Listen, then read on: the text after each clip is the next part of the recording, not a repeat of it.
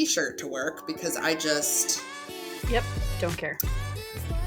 And it's not that I don't care, it's that I don't have the energy to care. I just don't have anything together. Sorry, not sorry. No, not at all. Not sorry. Like, yeah, yesterday was week 3 of being sick. And like not last night, but the night before, I slept for 6 hours, 2 different 3-hour time periods where I didn't wake up coughing. And I'm like, that's the most sleep that I've gotten in 3 weeks, people. Like, I don't understand. So it's been, it's been wild. So yeah. Hello. Welcome to Living Understaffed, because we are the epitome of living understaffed. Like, this is entirely why we decided to create this podcast, where we are literally struggling to find an hour or 2 a week to just record these episodes. And we're literally recording this welcome episode the week before we launch this podcast. And have we done any marketing? Have we done any images? Have we, like, people, we are understaffed, but like, this is the reason why we wanted to do this podcast, because we know there's so many people out there right now that are in the exact same boat, that are in the exact same situation, mentally, physically, financially. Like, we are understaffed, and I know that there's people out there that can relate. So here we are. I'm Sarah. Hello. I'm Erika. Same. Yeah, we just don't. It's either we don't have, well, in Sarah's case, she never has time. In my case, I either don't have time or I just don't have the energy to do it. Like, once I have the time, I'm like, I could do that, or I could just rot in my bed with my dog, who is himself a bit of a menace. You will hear stories about him. Oh, good old Rocky boy. But anyway, this is just us trying to function when actually we're just a raccoon trying to survive this dumpster of life. On fire. Yeah. While it's like, the wheels are running and it's going downhill. Mm-hmm. Like, yeah. Well, I'm trying to work and maintain a job and, well, shit. You know what I mean? Well, I'm trying to maintain my job and be like a regular functioning person and like eat food and make dinner and have hobbies that don't involve alcohol and have friends who I don't live with. That isn't my dog or my husband.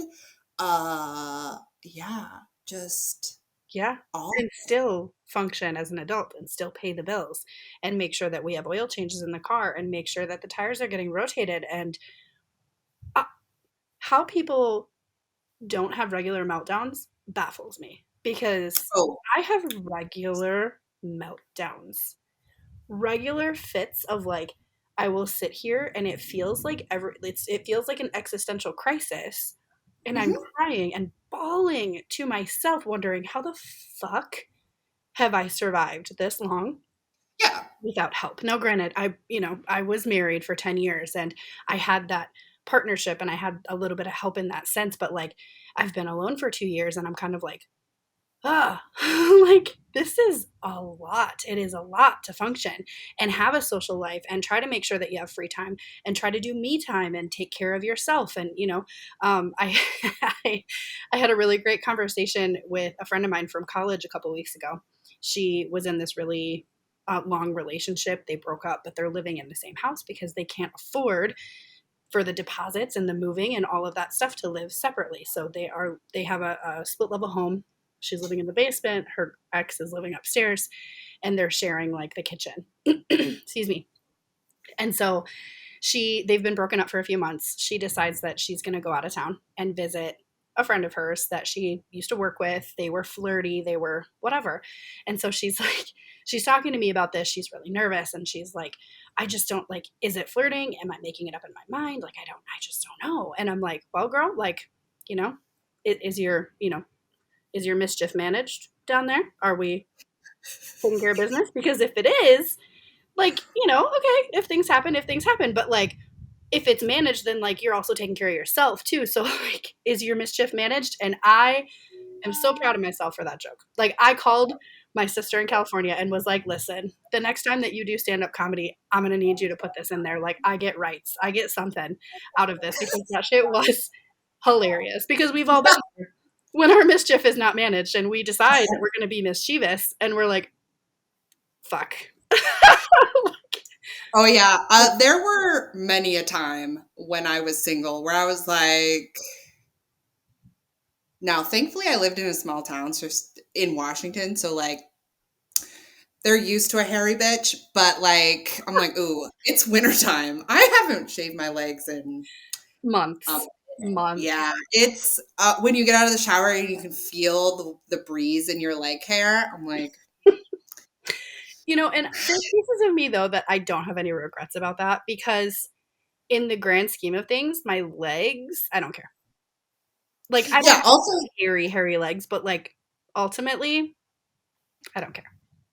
no, and I'm also like if I was as like self-aware now or then as I am now, I would be like, "Oh my god." And now but at the same time I'm like, "Do I actually give a shit?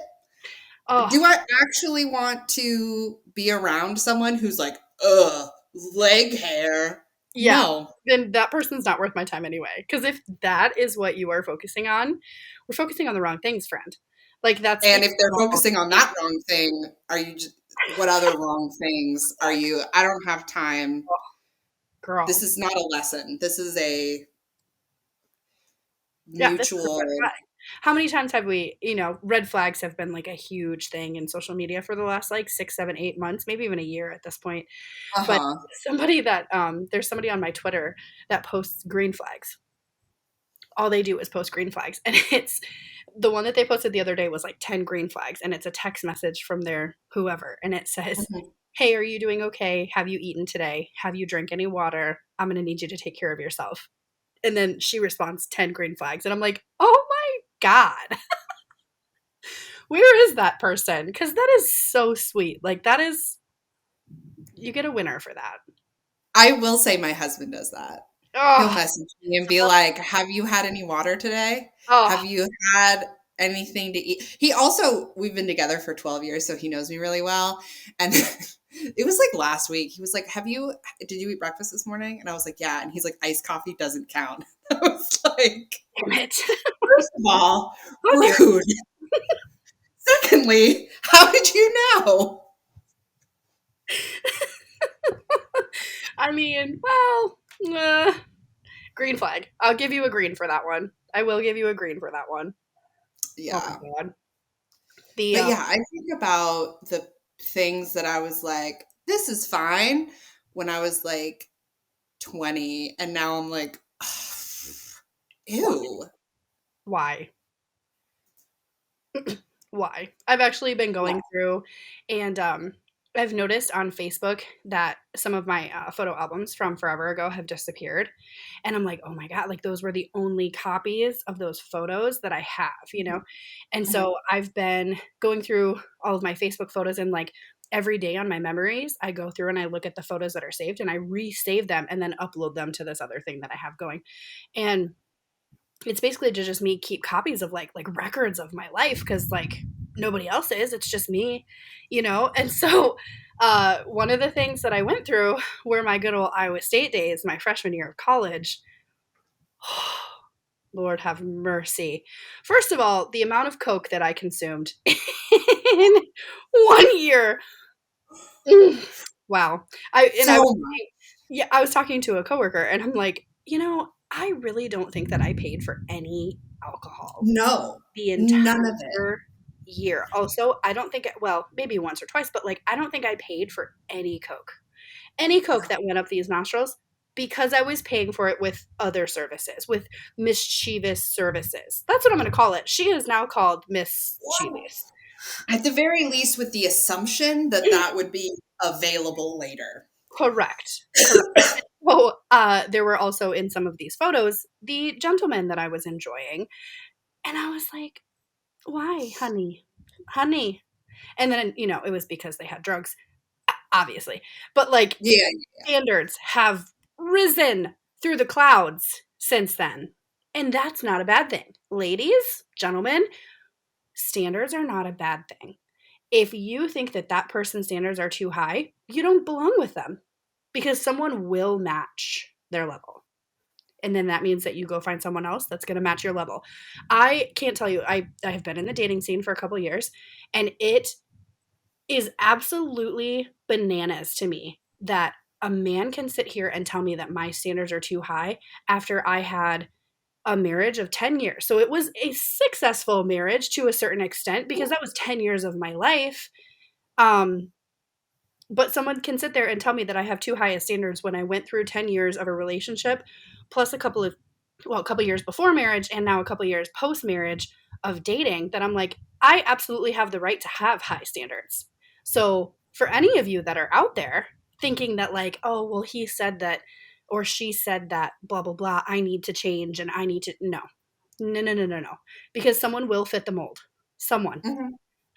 So, Yeah. And it's not like you're out here being like, no woman should date a guy that's X, Y, and Z, yeah. or that doesn't meet your standards. I'm saying this because there's some dude out there who's like, why do I get shit on when I say women are ugly when they're fat? Not the same.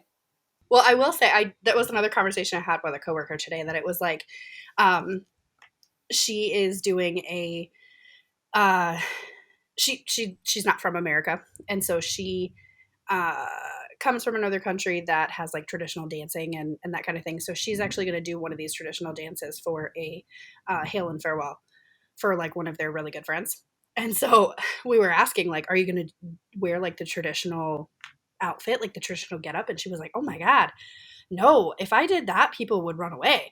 Like, I did this in my 20s. I am in my 40s. Like, no, no, no, no, no. That is not the life that I live. And I was like, girl, like, hey, fupas are like in right now. So like, let's Yeah. go. Like, I'll do this with you, you know? And she was like, no. But we got on that topic of men who are like, how can a woman or a man date another man that is like, you have to get in the gym. You have to get in the gym. You have to get in the gym. You have to look like this in order to be with me. But said person does not go to the gym, does not also uphold their side of, looking as such. And everybody has their preferences, man.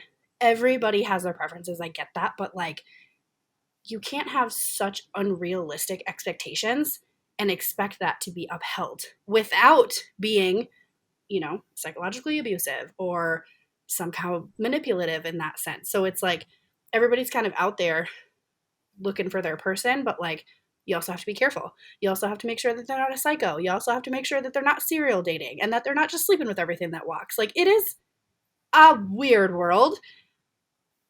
It's like, it's fun to a certain extent, but man, it's not fun. Having to vet people is like, what world do we live in? Man, it's Yeah. I will say, I think, correct me if I'm wrong though. I'm not in the dating scene. Uh, I feel like this is one of the first times, this is sort of, and I say right now, I mean like in the last, like within the last 5 years for sure. The emphasis of a woman like finding a man to be happy versus the message that other women are sort of sending each other is, do I want to be with him because, like, would I rather, is he making my life better, or would I rather just be alone?